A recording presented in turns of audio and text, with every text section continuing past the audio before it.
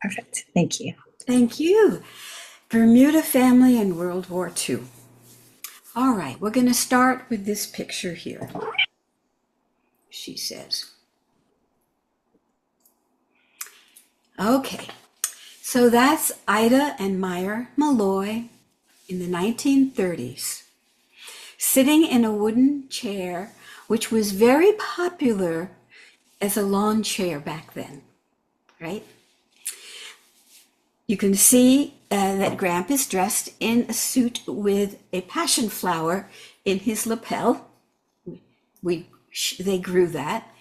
And Banner, my Ida Swig Malloy, right, later became president of the Bermuda Garden Society. Okay. They lived in Bermuda at a time when there weren't very many Jews. And Jews were not allowed, for example, to join a golf course, to be a member. There were quite a number of limitations on what Jews back then could do. And there was discussion in the 30s as we got closer to World War II about how many Jewish tourists would be allowed. It was quite a discussion. When we go on, though, to the next one, you can see where they lived between the walls. I believe that Wow. is, Yes, yes. yeah, Fiona lived between the I walls. lived between the walls. yeah. I think that's Shawmeeth. And they lived there. Now, I'll get to this, they were very definitely Jewish. They were proud to be identified as Jewish.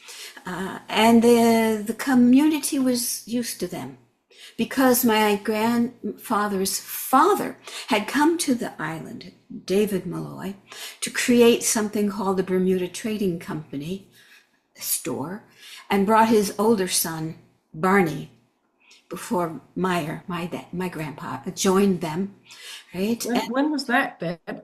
Oh, it was early 1900s. Mm-hmm. Okay, so you're looking at quite a number of generations. And David Malloy, my great grandfather, had come from the area of Poland, Russia, sort of ghettos in what we called the Pale, Eastern Europe, and had come, of course, by boat, gone to the Ellis Island in New York, and then came down with his wife down the eastern coast, having children apparently in just about every city they were in.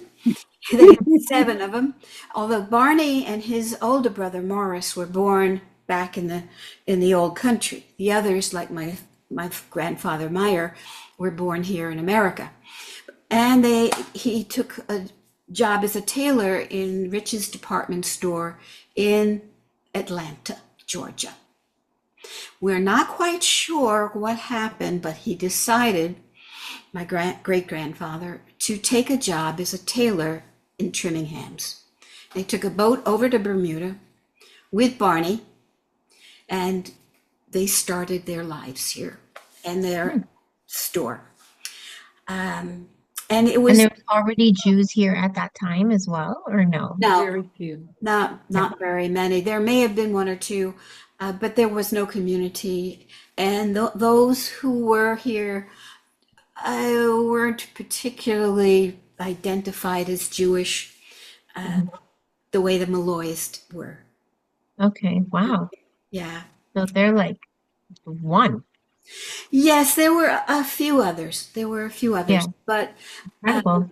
the Malloys kind of stood out, especially when my grandfather, Meyer, came down.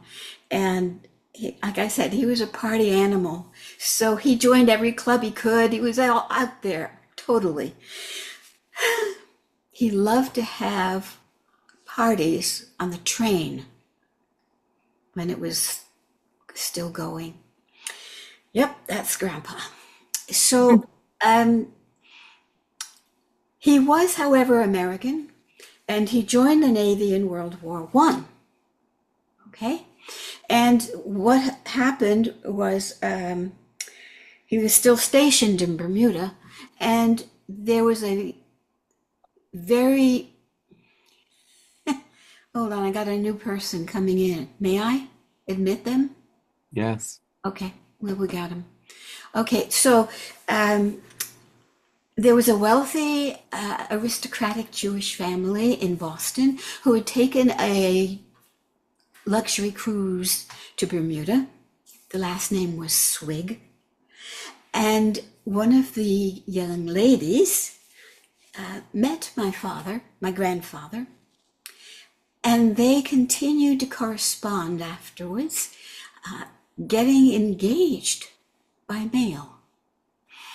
Then my grandpa ended up in the Navy, stationed or sent to New Orleans, and he was in a bar someplace with somebody he didn't know, but he said, you know, well, where are you from? He said, oh, I'm from Massachusetts. He said, oh, so is my fiancée.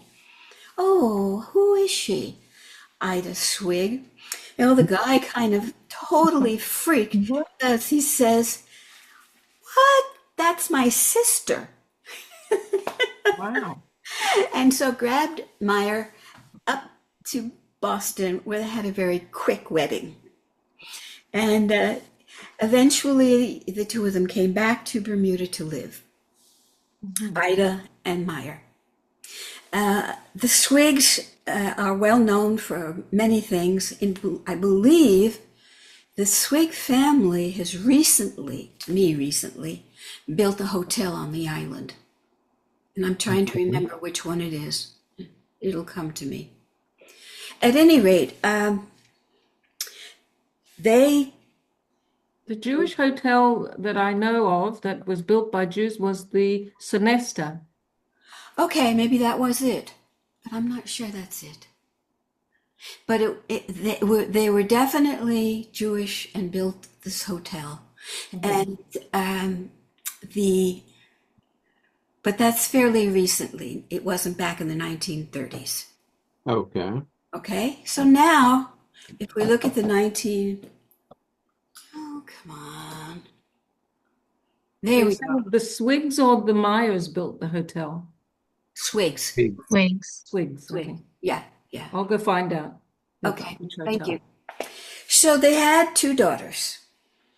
My mother, Estelle, she's the taller, and her younger sister, Pauline, who I only knew as Polly.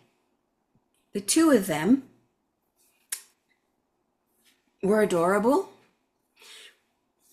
My mother died when she was 67. Polly lived till she was 93. Hmm. Polly said to me, the difference between your mother and I was, your mother was a saint. I'm not. And she was quite something. And I will show you that in a little bit. That the two of them were interesting because both went back to college in America, Ivy League college.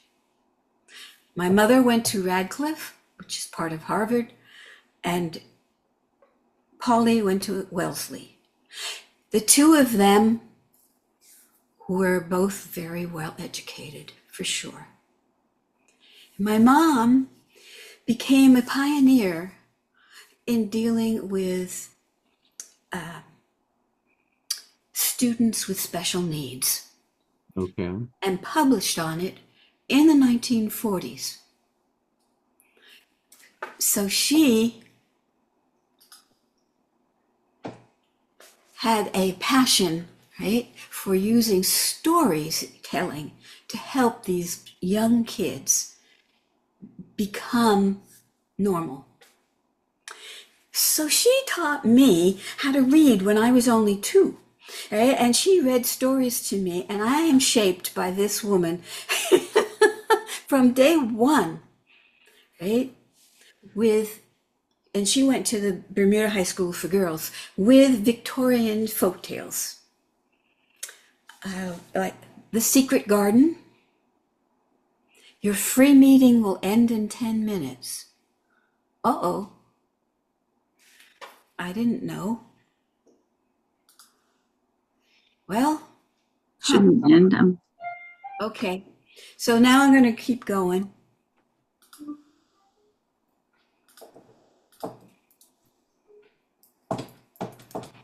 I think I'm going.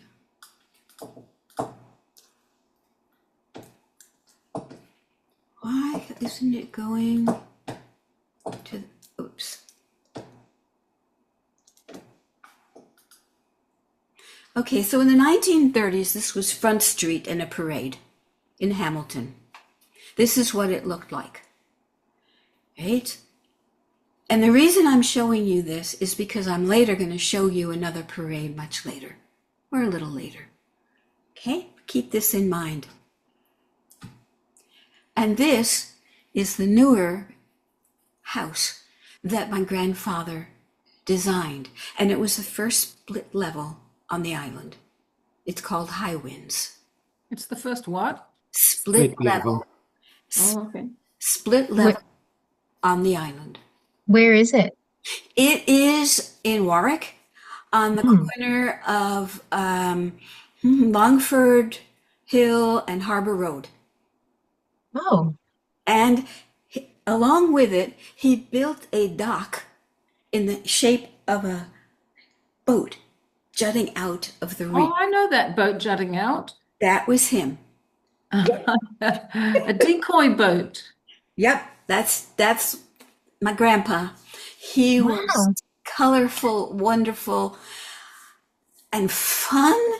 Oh, all It's right. green now.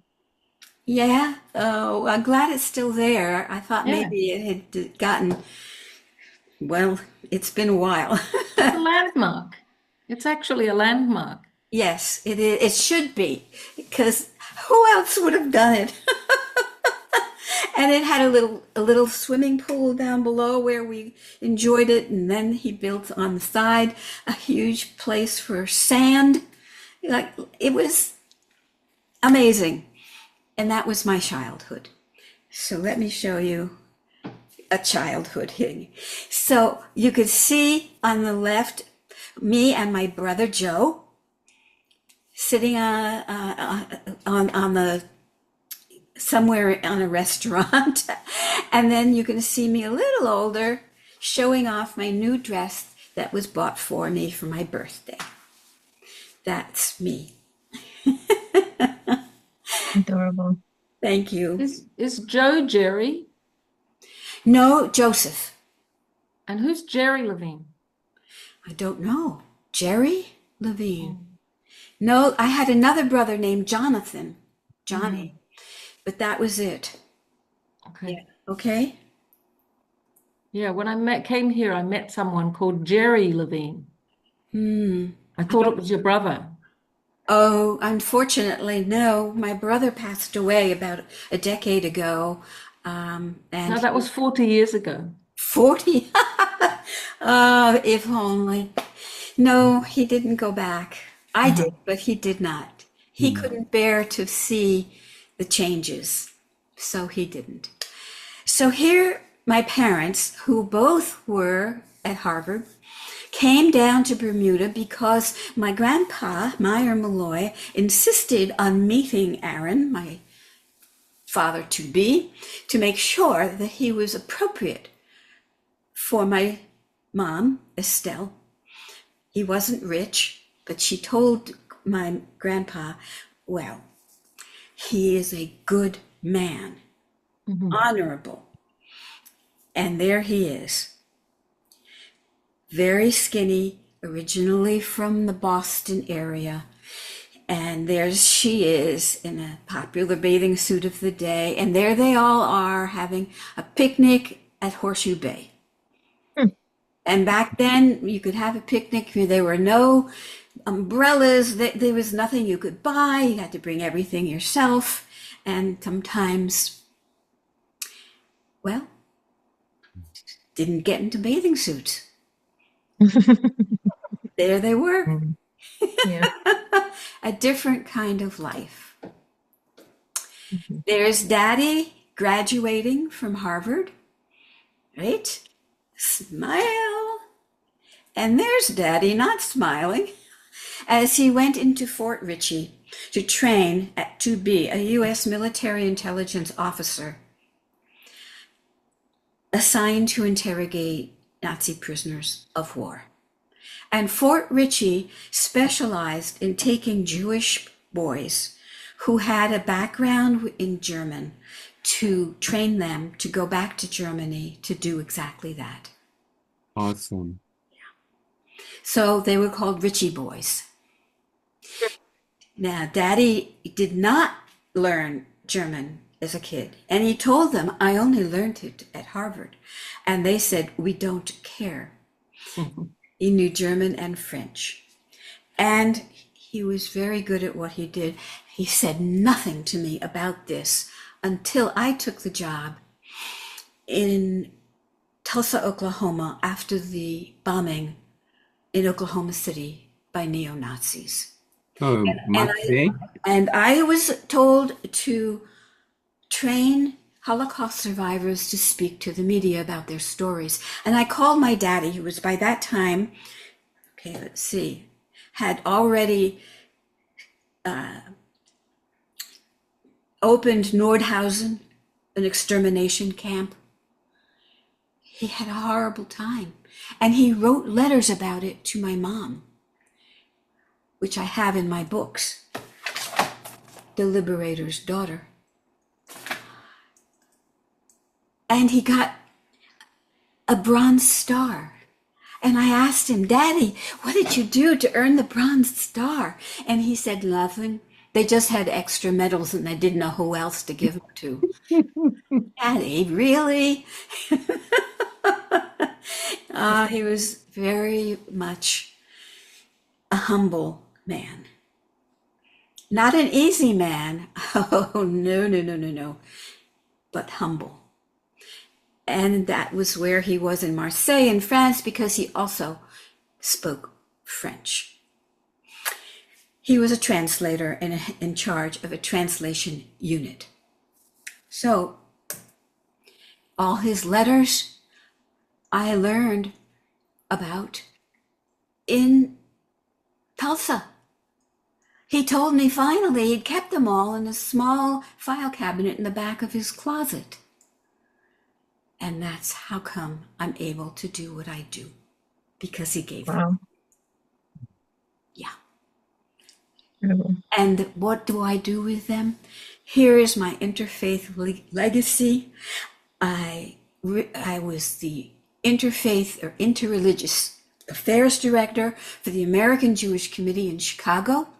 I ran the 1990 National Workshop on Christian-Jewish Relations, which included Archbishop Stendhal, Lutheran, Dean of the Harvard Divinity School, which I went to, it's a whole nother story, Cardinal Willebrand, who was part of the Second Vatican Council, and Cardinal Bernardine from Chicago, and me with Jan Niemöller. You may know his father, Martin Niemöller, and his poem, First They Came for...